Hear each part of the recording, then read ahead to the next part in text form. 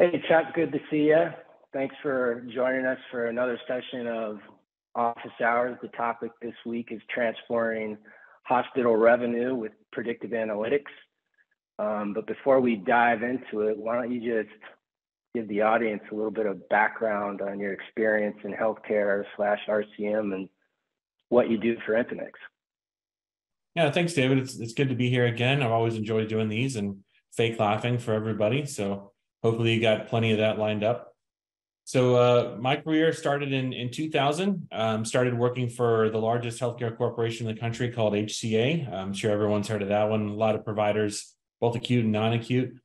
So my career for them was all on the operations side. So everything from support services all the way through FP&A and analytics, collections, and everything in between.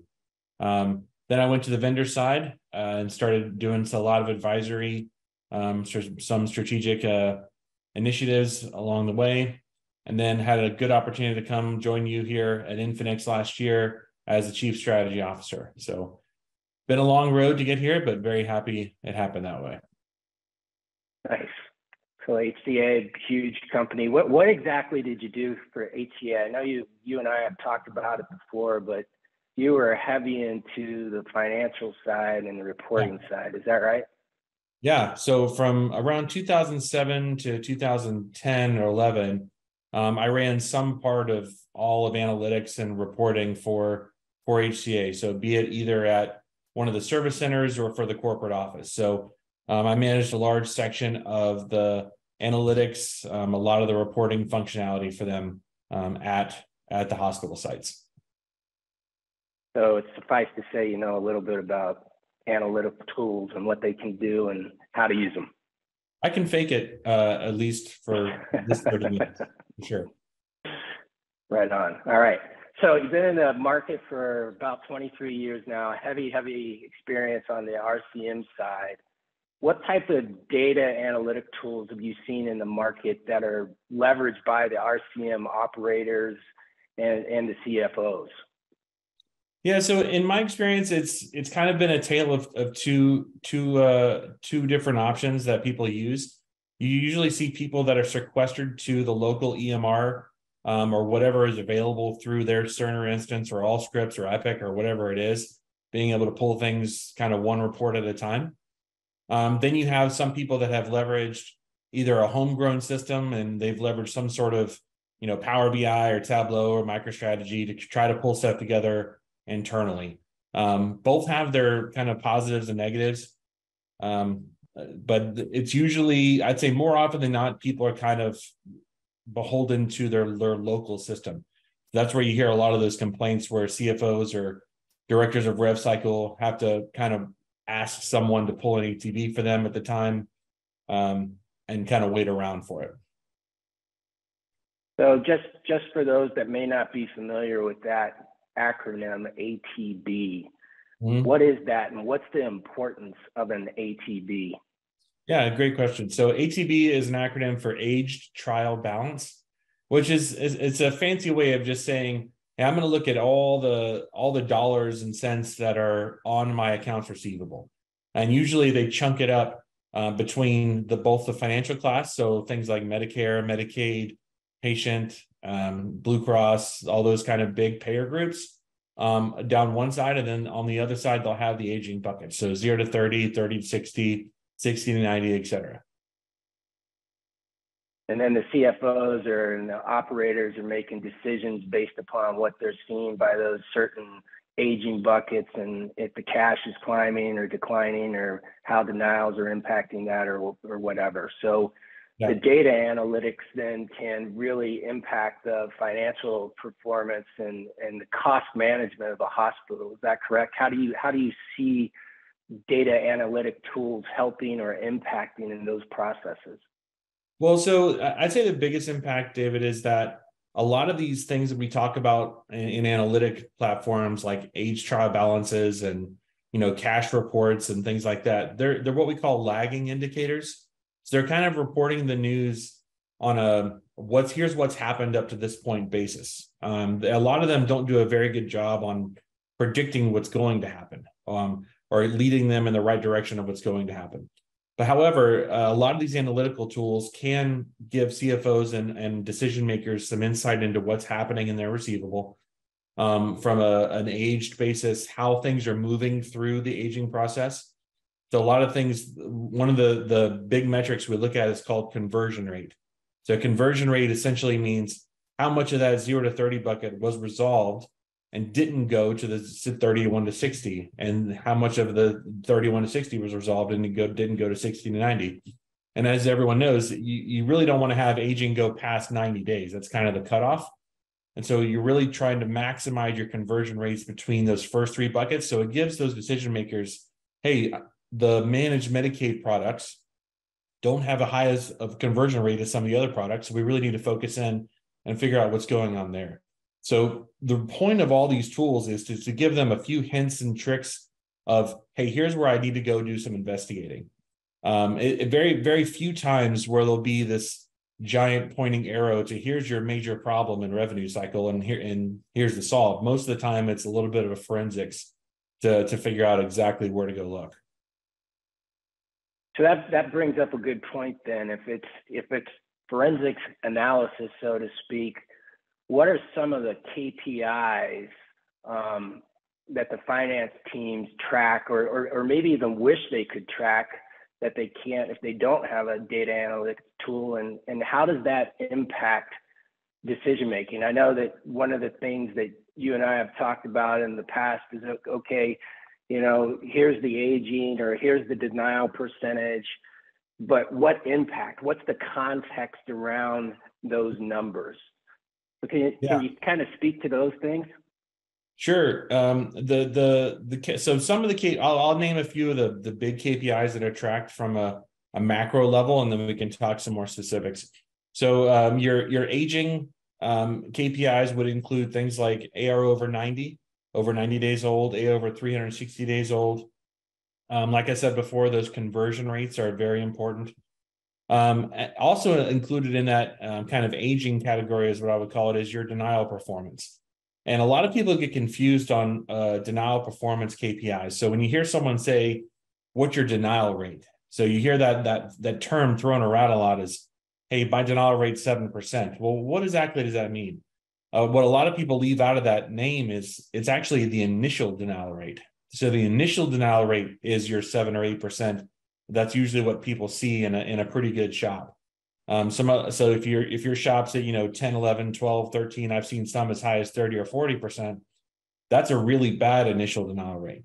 And a lot of people struggle to understand the difference between that denial rate and actually what you're writing off. So and then the obviously the delta of that is what you're overturning. And a lot of times that overturning rate, it can be very, very difficult. So to break that down again, so you have that initial denial rate, that's what's coming from the payers saying, hey, I'm denying for medical records, or I'm denying for a no auth, or whatever it could be. And then you have your denial write-off number. That's actually what you're writing off your account balance as uncollectible. And most people can pull either one or both of those.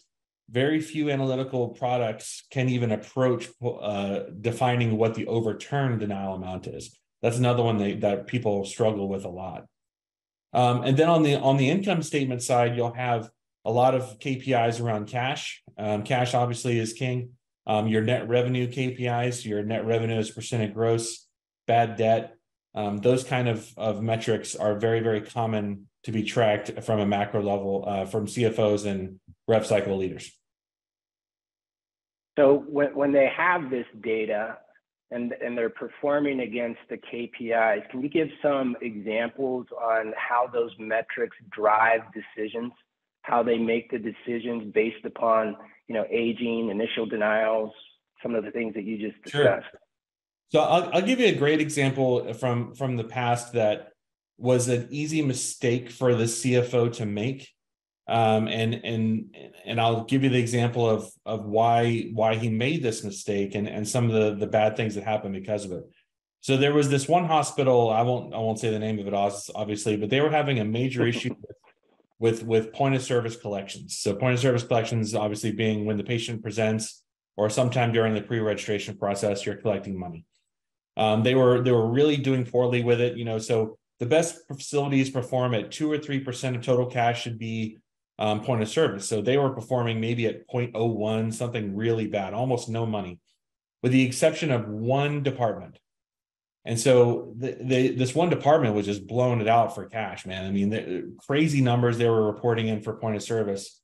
And so they decided they were going to make that the new metric for what everyone should be doing. That's the new goal for what this department's doing. And they wanted to talk to these specific people to understand, okay, what are you doing that's so much different? And so they talked to them a little bit about their tactics on how they get money from people, and they try to deploy those out for the rest of the hospital, but it still didn't work. So I was talking to the CFO about it, and I said, well, which department is it? And it was labor and delivery. So what had happened was this was a border town, and they had people coming into the hospital just to have a baby there, where they had come up with a system to say, if you play a flat rate, you can have your baby here and we'll call it square. But because they were paying that flat rate up front, they had misconstrued their point of service collections all in the front office.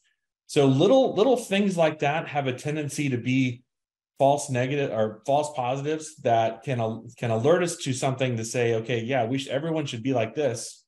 But really there's more to that story. So a lot of times these decisions that get made based on these macro analytics can bite you. And so unless you really kind of take a step into, so it's important not to make decisions on just one flat look at your ATB or your collection rate or whatever it is, and get into the detail a little bit more. So you're talking about a lot of data, right? That helps drive KPIs, metrics, decision making. In your experience, when you're looking at, some of the EMRs that are out there, how good are they at processing data and providing that data, returning that data in near real time? Most of them are not great at all. And I'm going to say, with maybe one exception that starts with an E, they're pretty poor. So that one exception does a decent job using their internal tool to slice and dice what data is there. Ironically, that's the name of that tool, is Slicer Dicer.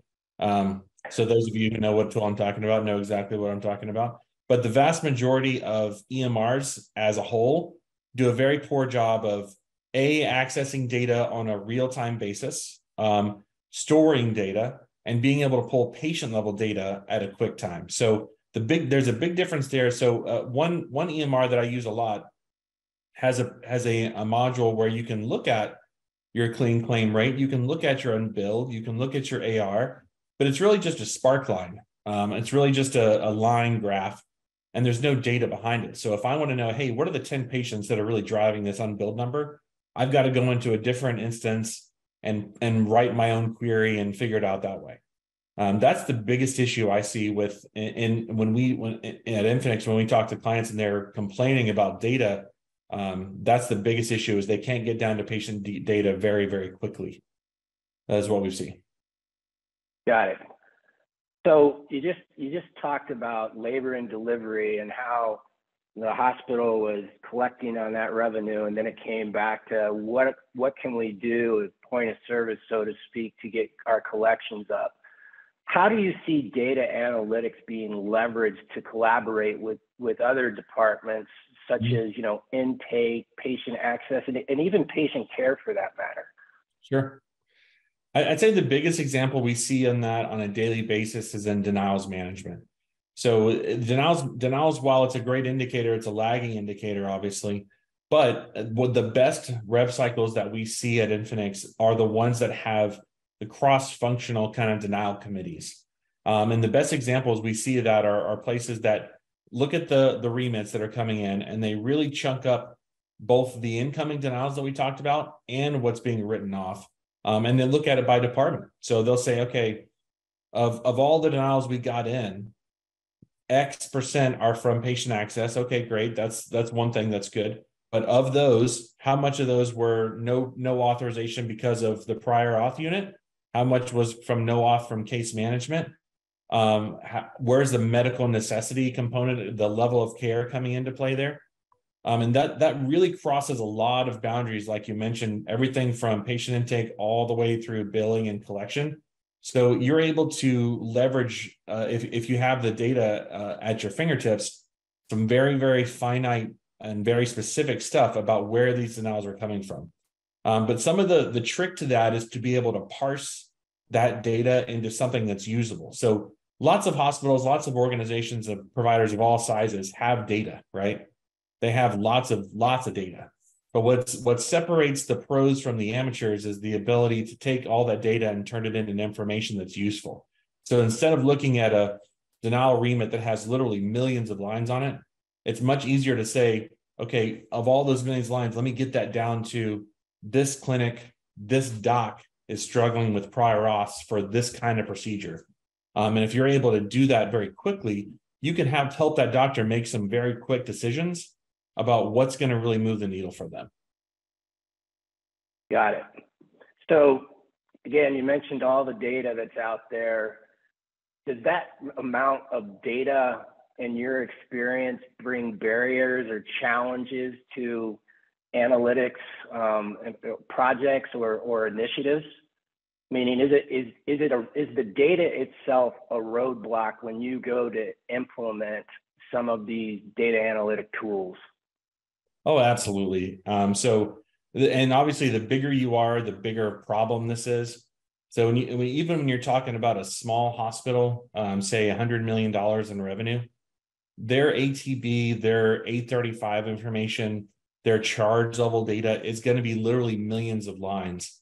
And this is not something you can accomplish in Excel or Access. You have to have some analytical tools and some warehousing to get this done.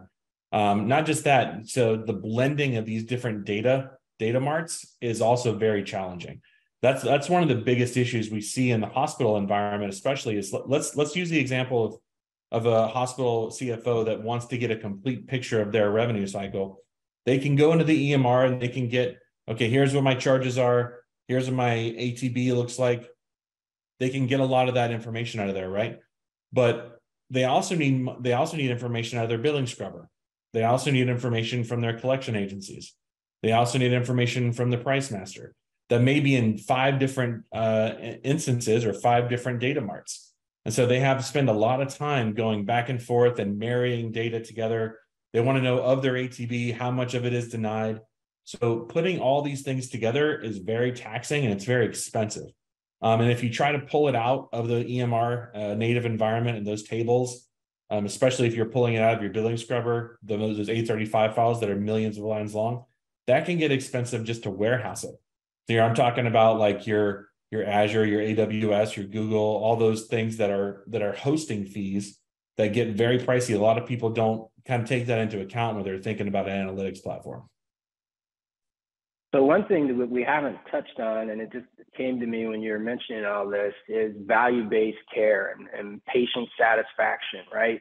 More and more, you're starting to see the payers move into, we're going to start tying reimbursement to patient satisfaction scores. Mm-hmm. How do you see analytics helping with that? So that one it hasn't reared its head as much in the financial world.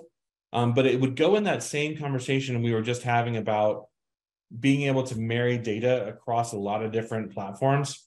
So the patient SAT scores may be kept in the EMR and they may not be kept in the EMR. But what's important is how you look at that across a continuum. So meaning if you're looking at revenue and cash and aging for one time period, how do you match that to a patient SAT period? So a lot of times, as you know, David, even if we're looking at client satisfaction or patient satisfaction, we're looking at things months and weeks after the fact. So to be able to marry financial performance with patient performance is the challenge there for sure. But as we move towards that world where patient sat is a big part of provider reimbursement, that's going to be key. Not just patient satisfaction, but also outcome. So as we look at payment for outcome instead of pay for performance for providers, that will become a bigger problem. And it will require a paradigm shift for sure for people like me, people like you, people like everybody that has traditionally just looked at the financial performance. I think a lot of facilities out there, hospital physician groups, they're starting to identify and grasp that the billing function also ties to patient satisfaction. It's not just the care side, but getting the bill correct, getting that invoice out, making sure that the bill has been paid, working with the patient on payment plans.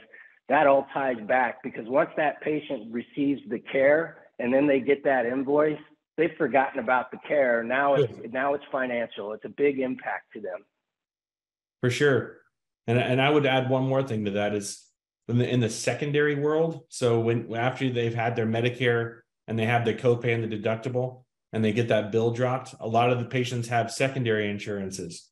So did they drop the bill correctly to the secondary, and did they get an erroneous bill for $1,200?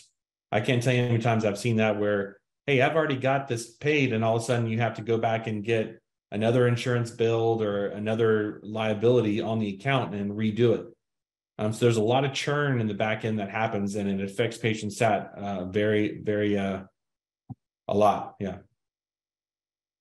So Chuck, we don't have enough time to go and demo our ARDM, which stands for Account Receivable Denial Management tool, but I know you're a heavy user on the tool to analyze some of the things that are going on within our customer base.